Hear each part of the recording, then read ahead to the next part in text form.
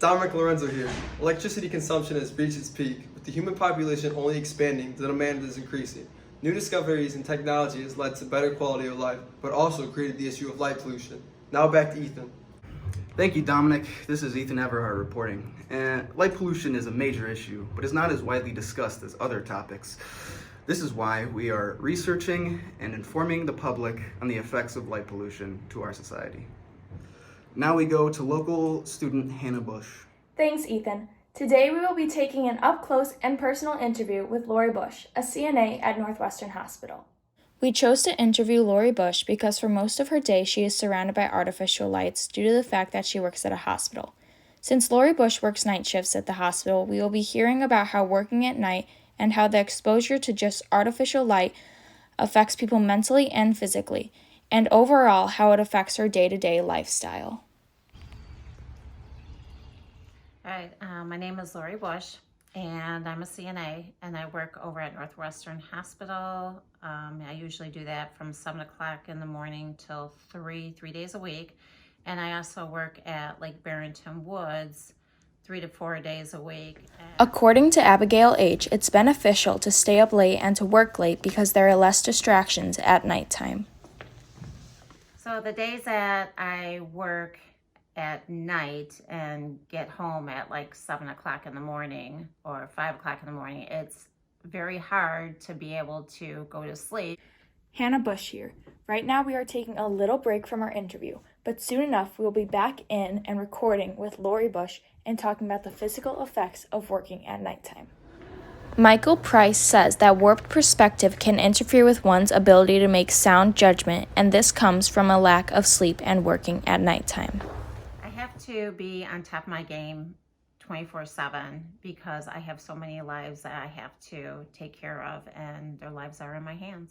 Michael Price also says that working against a person's natural sleep cycles causes sleep disorders as well as fatigue. I have come to realize that in order for me to be able to stay awake while I'm working during early morning to, throughout the night to early morning is I drink lots of caffeine, or I have to be on my feet almost the whole time just to stay awake. Right now we are going to be going to Ethan Everhart, who will be talking more about the physical and mental effects of working at nighttime. My interview, I decided to interview Mr. Bugle. He's the AP environmental teacher. And what we're trying to figure out is how artificial lighting is affecting other types of pollution problems around the world and how we're being wasteful and wasting resources that we can easily save by limiting the amount of lights we use. What class do you teach? This is AP Environmental Science class. All right, so right now I'm making a documentary about light pollution, and who thought better to ask than the AP environmental to the atmosphere. On average, there's about 35% of light being wasted, which is about $3 billion worth of energy being washed away. The problem would be difficult to deal with since humans require such a vast amount of electricity and power to keep their day going. Ways that obviously the amount of light has a big part of it, right? So how much light we're using, but then also the type of actual light bulbs, the actual lighting units. Some are brighter than others and use more energy, which is another AP environmental thing, but some of them actually have more like lumens of light that actually reflect out. So by using like reflective materials and lower amounts of light, you can actually create like the same kind of phenomena without the light pollution. So less than 100 years ago, everyone could look up and see a spectacular starry night, and now millions of children across the globe will never experience the Milky Way.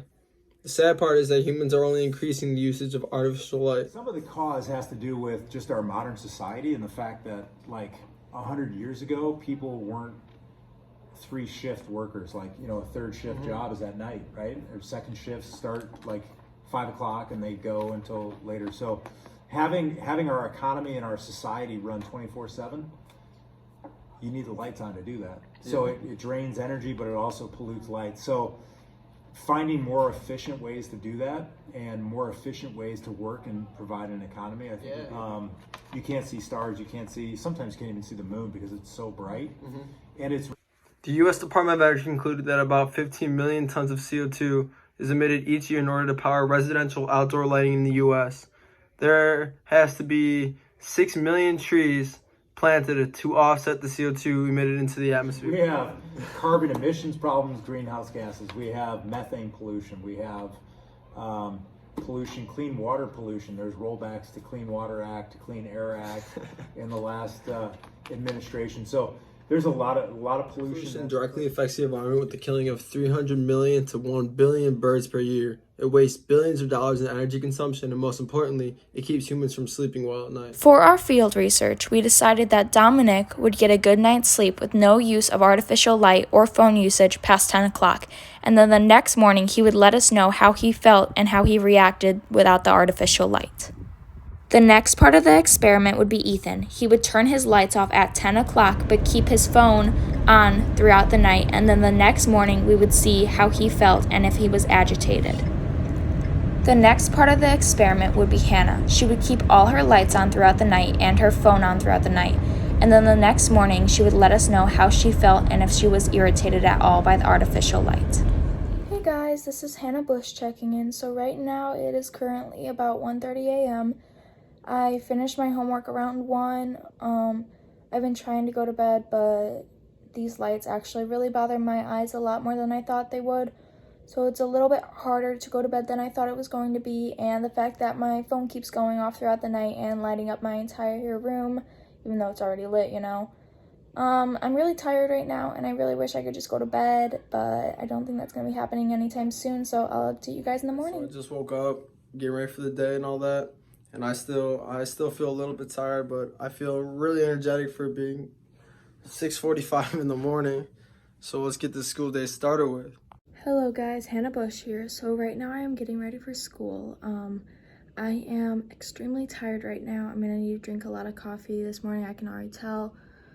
I just feel really tired, exhausted. I don't want to be up right now. Alright, so I just got back home from school and it wasn't that bad. I mean, school, I still felt a little bit tired, but other than that, I feel like with all my lights off, I really got the full potential of being able to stay awake and focus during school.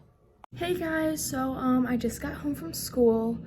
I was tired all day. I almost fell asleep in one of my classes. I was drinking coffee and energy drinks throughout the entire day, and I just got home, and before I do anything right now, I really think I just need to sleep for a little bit just to get my sleep back on track right now. So I'll let you guys know how it feels. Overall, our research showed that the less artificial light people were exposed to throughout the nighttime, the better quality sleep they got. It also showed that the less artificial light they were exposed to throughout the night, the better they felt the next day and they were less irritated.